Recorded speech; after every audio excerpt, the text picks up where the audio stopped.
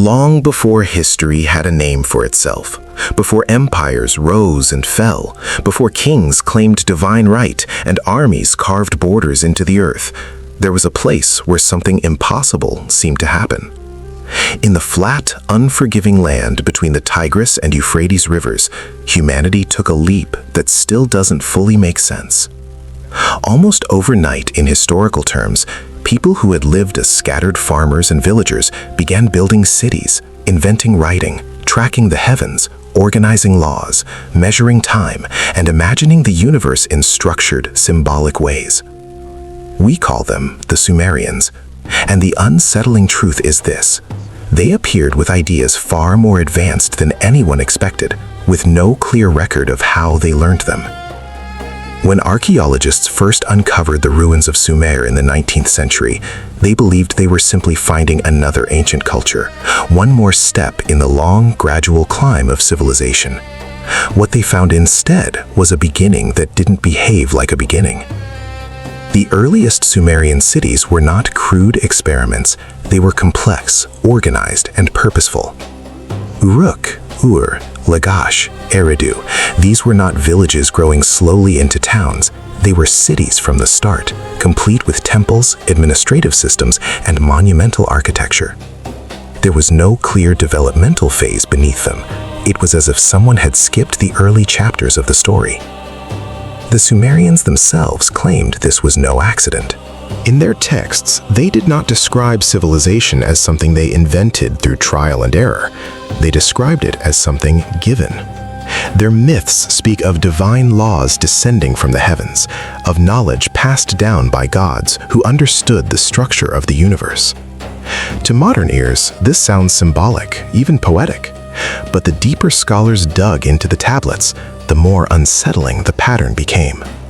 Sumerian knowledge was not only advanced for its time, it was foundational in ways we still struggle to explain. They were the first to write, not just symbols for trade, but full language capable of recording myths, laws, mathematics, astronomy, and history. Writing did not evolve slowly from simple marks into complex scripts.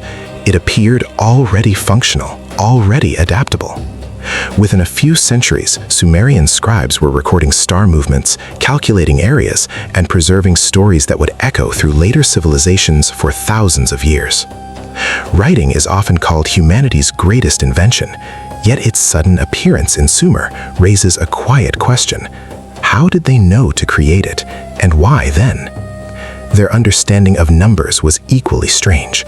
The Sumerians used a base 60 system, a numerical structure so unusual that we still use it today without realizing its origin. 60 seconds in a minute, 60 minutes in an hour, 360 degrees in a circle. These are not natural divisions, they are inherited ones. The Sumerians built their mathematics around this system with remarkable precision, using it for trade, engineering, and astronomy. Even now, scholars debate why base 60 was chosen at all. It is efficient, flexible, and mathematically elegant, but discovering it requires abstraction, not instinct. Then there was the sky. The Sumerians watched it obsessively. They named constellations, tracked planetary movements, and built calendars aligned with celestial cycles. Their myths were filled with stars, heavens, and cosmic order.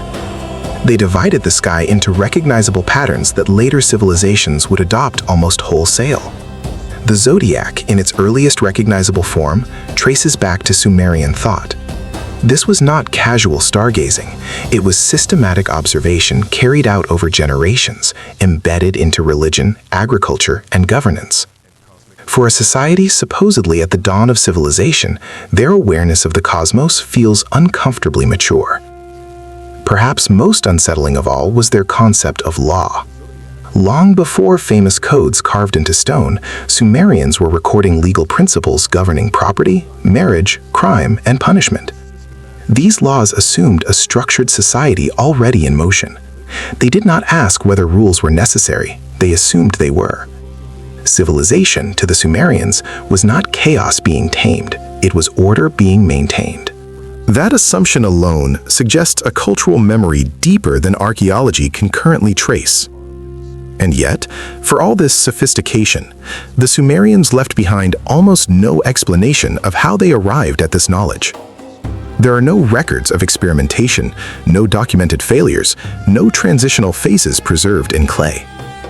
Their earliest texts already speak from a position of understanding. When they look backward, they do not describe progress, they describe inheritance, knowledge passed down from a time before memory. Modern archaeology has tried to fill the gap. Climate shifts, agricultural surpluses, population density, all these factors help explain why civilization might emerge in Mesopotamia. But they do not explain the speed, they do not explain the precision, and they do not explain why so many foundational ideas appear fully formed at the very beginning.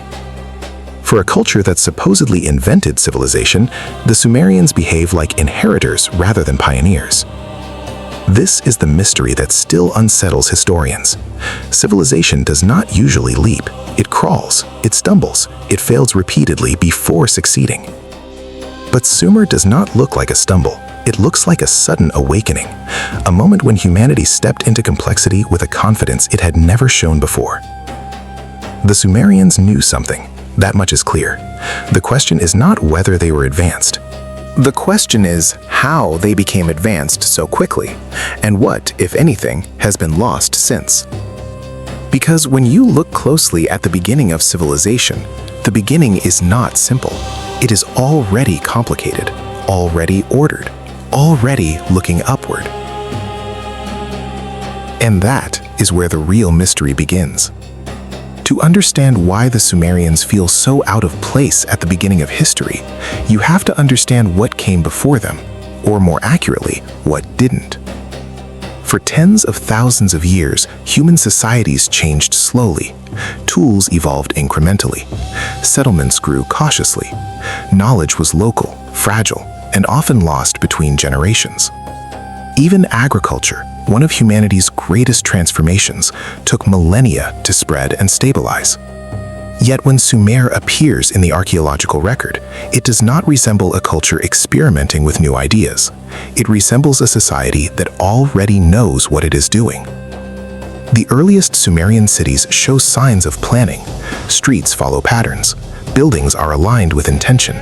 Temples dominate the urban landscape, not as crude shrines, but as carefully designed centers of economic, religious, and administrative life. The ziggurat, rising step by step toward the sky, was not merely architecture. It was ideology carved into brick. It reflected a belief that order flowed from above, that the heavens shaped the earth, and that human society was meant to mirror cosmic structure. This is not the thinking of people stumbling into civilization. It is the thinking of people who believe they understand their place within a larger system. That belief permeated every aspect of Sumerian life. Their gods were not distant abstractions.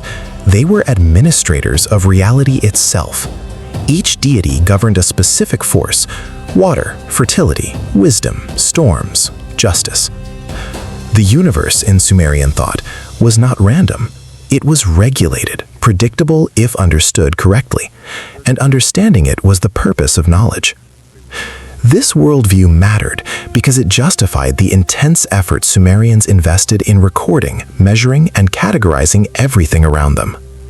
Writing was not just communication, it was control. The clay tablets tell this story quietly.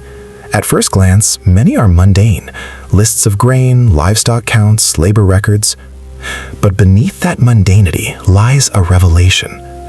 To track surplus, distribute resources, and manage labor across a city, you need more than instinct. You need abstraction. You need standardized units, trained scribes, and institutional memory. These systems did not grow organically over centuries in Sumer. They appear already functioning. Someone had already imagined how complex societies should work. Even their concept of time reflects this strange maturity. The Sumerians did not merely observe cycles, they divided them. Days, months, years, all carefully measured and synchronized with agricultural and religious calendars. Festivals aligned with celestial events. Rituals reinforced seasonal rhythms. Time became something that could be structured, predicted, and used. This is a profound shift. To control time conceptually is to step beyond survival into planning. It assumes a future worth organizing for. And then there is the question of language itself. Sumerian is a linguistic isolate. It has no known relatives. It did not evolve from a recognizable parent language in the region. It appears fully formed, complex, capable of nuance and abstraction. Over time, it would be replaced by Akkadian as a spoken language, yet it persisted as a scholarly and sacred tongue for centuries, much like Latin in medieval Europe. That persistence suggests reverence. Knowledge encoded in Sumerian was not easily replaced. It was preserved deliberately, even after daily life moved on. What the Sumerians wrote about deepens the mystery. Their myths are not primitive fairy tales. They are sophisticated narratives dealing with creation, order, catastrophe, and moral responsibility. They speak of great floods, divine councils, and humanity's role within a larger cosmic drama. Later cultures would borrow these stories almost intact. The Epic of Gilgamesh, one of the oldest surviving works of literature, explores themes of mortality, friendship, power, and loss with a psychological depth that still resonates. This is not the voice of a culture finding its footing. It is the voice of a culture already asking the hardest questions. Modern scholars often explain this by pointing to missing evidence. Perhaps earlier stages existed but have not survived. Organic materials decay. Early settlements may lie buried beneath rivers or deserts. This is reasonable, but it does not fully satisfy the problem. Even if earlier phases are lost, the leap in complexity remains extraordinary.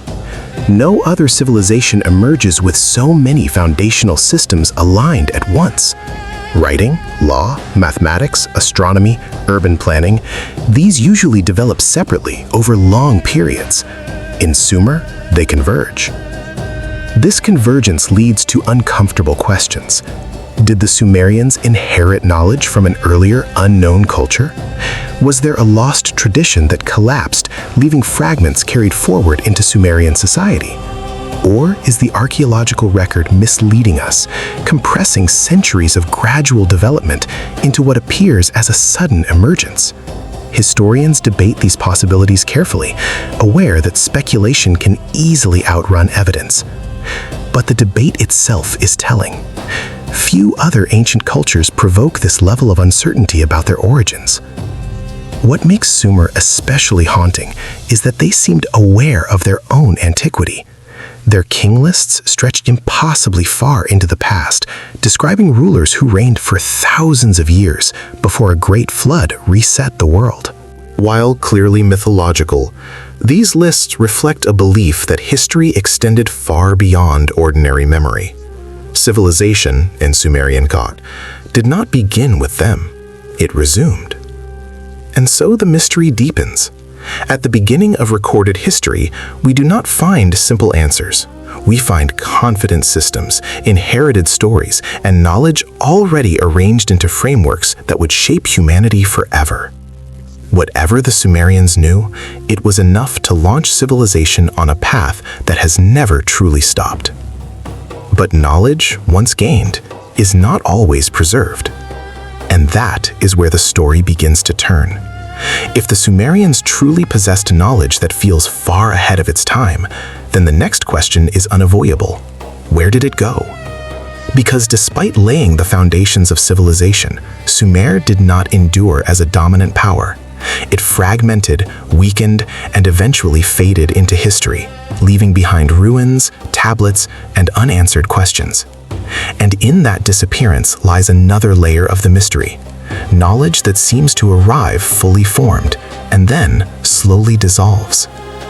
The cities of Sumer were never unified under a single empire for long. They were a constellation of city-states, Uruk, Lagash, Nippur, Eridu, each with its own patron god, its own political ambitions, its own rivalries. These rivalries fueled innovation, but also instability. Wars over water rights, farmland, and trade routes were frequent. Irrigation canals, the lifeblood of the civilization, became both a blessing and a vulnerability. Control of water meant power, and power was constantly contested. Over time, the very systems that had enabled Sumer's rise began to strain under their own weight. Intensive irrigation, managed for centuries, gradually salinized the soil. Crop yields declined. Wheat, once abundant, gave way to barley, which could tolerate higher salt levels but produced less nutrition. This was not a sudden collapse, but a slow erosion, a civilization undermining itself by the demands of its own complexity. The Sumerians may have understood the heavens, but they could not fully control the land beneath their feet. Political power shifted as neighboring cultures adapted and learned from Sumerian knowledge. The Akkadians, speakers of a Semitic language, absorbed Sumerian writing, administration, and religion, while bringing military organization and centralized authority. Under Sargon of Akkad, the world's first true empire emerged, swallowing Sumerian city-states one by one. Sumer did not vanish overnight. It was absorbed, repurposed, and eventually overshadowed. Yet even as Akkadian became the spoken language of the region, Sumerian knowledge persisted. Scribes continued to learn Sumerian. Texts were copied, recopied, preserved in temple libraries. Mathematics, astronomy, legal traditions all remained deeply Sumerian at their core. This is one of the strangest contradictions in history. The people disappeared, but their intellectual framework did not. Civilization moved forward wearing Sumer's skeleton. And still, much was lost. When empires rose and fell, libraries burned, floods washed away cities, clay tablets cracked, scattered, and buried. What survives today is only a fraction, perhaps a few % of what once existed. Entire genres of knowledge may be gone. Practical sciences, engineering manuals, observational records spanning centuries, all could have vanished without leaving a trace. What we call advanced Sumerian knowledge may itself be a remnant of something even deeper. This possibility becomes unsettling when we examine what little remains of their astronomical understanding. The Sumerians tracked planetary movements with precision. They recognized cycles that require long-term observation, patterns that only emerge across generations. Their base 60 numerical system, still embedded in how we measure time and angles today, suggests deliberate design rather than convenience. 60 is not intuitive, it is mathematically powerful. It divides cleanly into many factors. Someone chose it for a reason. They also encoded celestial knowledge into myth. The movements of gods mirrored the paths of planets. Stories became memory devices, preserving observations in narrative form. This technique allowed knowledge to survive political collapse, language shifts, and cultural change. It is sophisticated, a fusion of science and storytelling that modern societies are only beginning to appreciate again. As centuries passed, Sumer receded into legend. Later civilizations looked back on it as a golden age, a time when gods walked among humans and wisdom flowed freely. Babylonian scholars treated Sumerian texts as authoritative, ancient, and almost sacred. They did not see themselves as inventors, they saw themselves as inheritors. And this inheritance shaped the world far beyond Mesopotamia. Biblical flood narratives echo Sumerian epics. Legal codes reflect earlier Sumerian principles.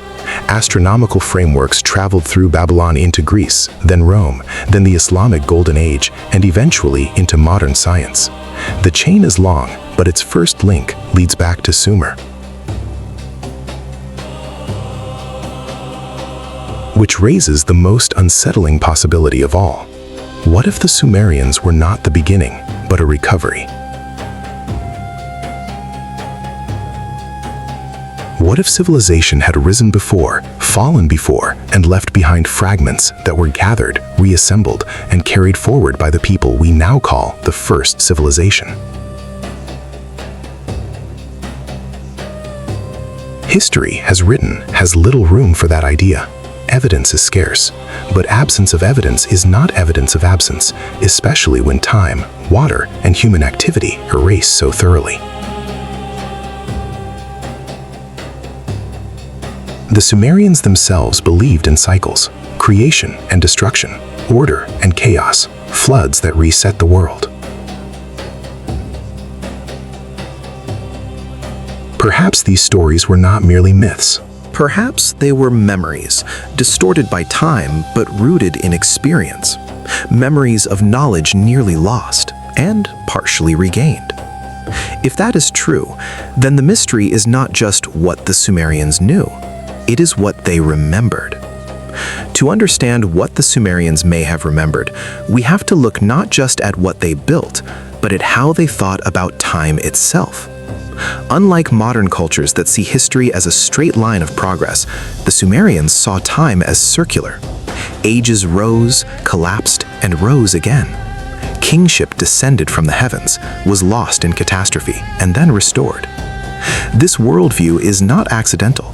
It reflects a people who believed that civilization was fragile, temporary, and always at risk of being undone. Their most famous story captures this fear perfectly.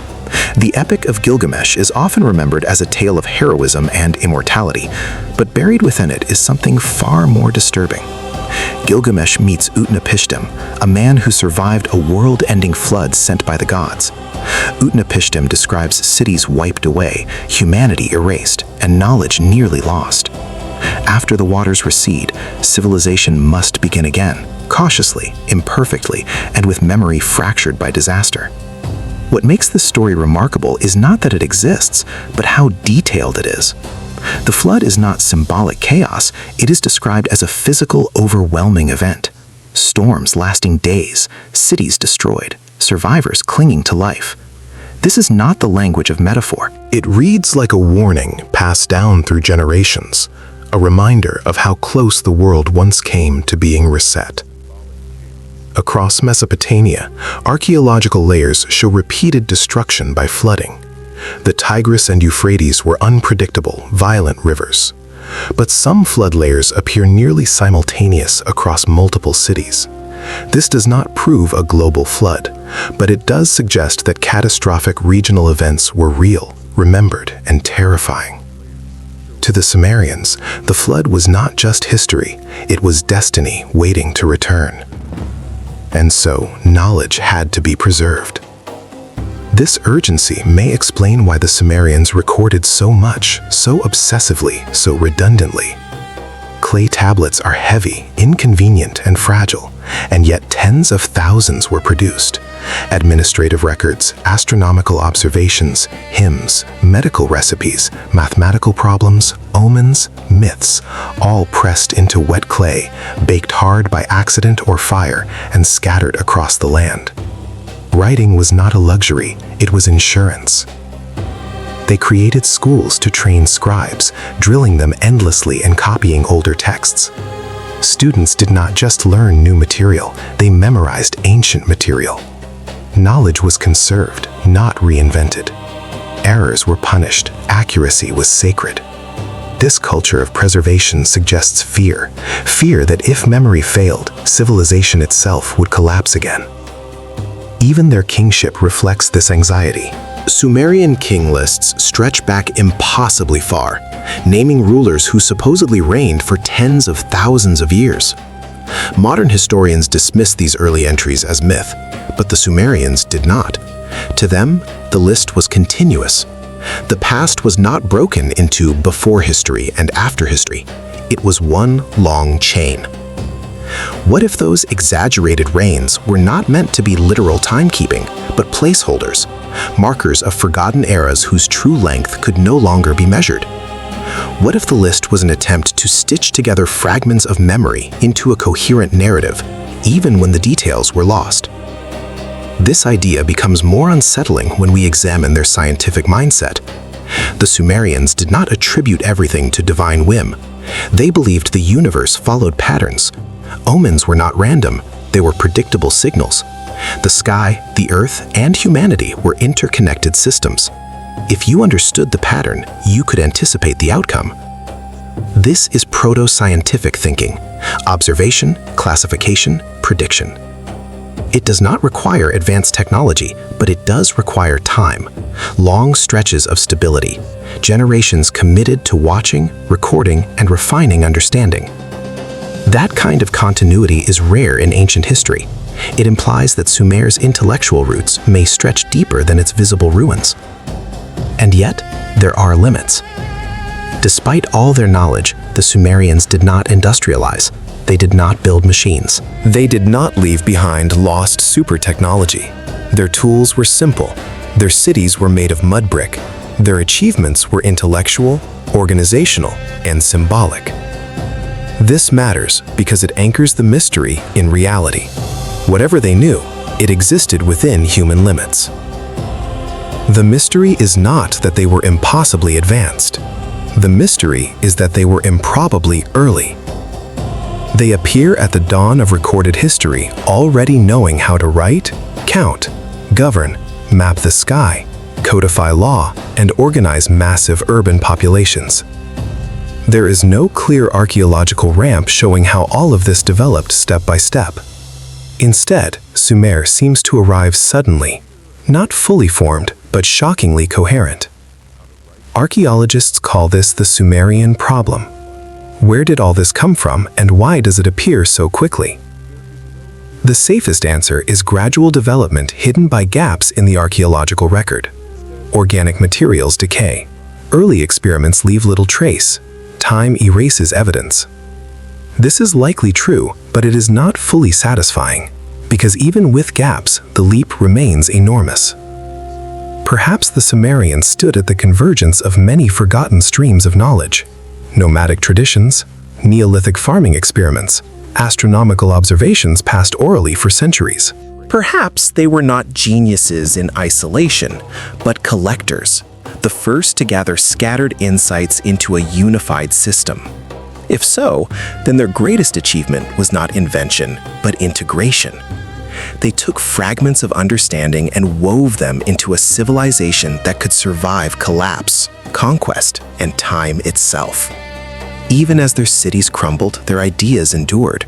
Even as their language died, their numbers lived on. Even as their gods faded, their worldview shaped the civilizations that followed. Which brings us to the final, unavoidable truth. The Sumerians did not leave us answers. They left us questions. And those questions sit at the very beginning of our story, unresolved, uncomfortable, and quietly reminding us that civilization did not begin in simplicity, but in mystery. What we inherit from the Sumerians is not simply clay tablets or ruins, but the awareness that knowledge can appear fully formed, then vanish again, leaving behind only fragments for us to puzzle over. Every number, every astronomical observation, every law or hymn is a whisper from a world that existed far earlier than we can fully reconstruct. A civilization that somehow understood far more than it had reason to, and yet could not safeguard itself from time. The mystery is not in what they built, it is in what they left unfinished. It is in the knowledge that civilization can rise, thrive, and yet still fade, leaving echoes that resonate thousands of years later.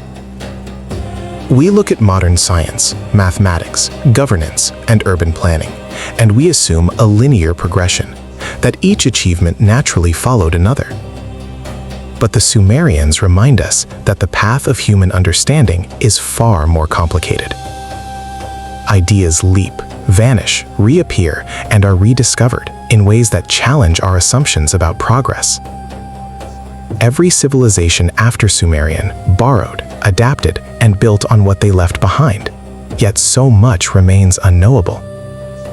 Entire systems of thought, potentially revolutionary insights, may have been lost to floods, fires, conquests, and the simple erosion of time. And still, the questions they posed continue to shape the world we live in, whether we realize it or not. There is something deeply human in this story. It reminds us that our understanding is fragile, that the knowledge we take for granted may have once seemed impossible to achieve, and that the lessons of the past are often incomplete. The Sumerians knew something that we cannot fully explain, a reminder that mystery is not a gap in knowledge, but a space for curiosity, wonder, and discovery. Their civilization challenges us to ask, what have we inherited and what have we forgotten? What knowledge will survive us and what will be lost for millennia? The tablets, the ruins, the myths, they speak across the ages, carrying a quiet warning. The Sumerians built, measured, recorded, and observed with precision and vision, yet even their greatest achievements could not ensure permanence. Knowledge alone is not enough. Understanding is not enough. Preservation requires foresight, care, and sometimes luck. In that sense, the Sumerians are both extraordinary and tragically human. Their story is a mirror, reflecting the limits and potential of every civilization, including our own. As we continue to uncover their world, piece by piece, we are reminded that history is not simply a record of what happened, but a puzzle, a story still being interpreted, and a mystery still to be solved.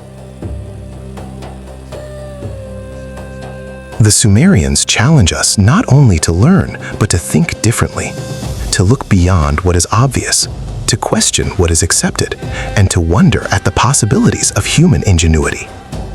They did not leave complete answers, but they left questions that still shape our imagination, still push scholars to explore, still whisper that the past is far stranger, deeper, and more complex than we often admit.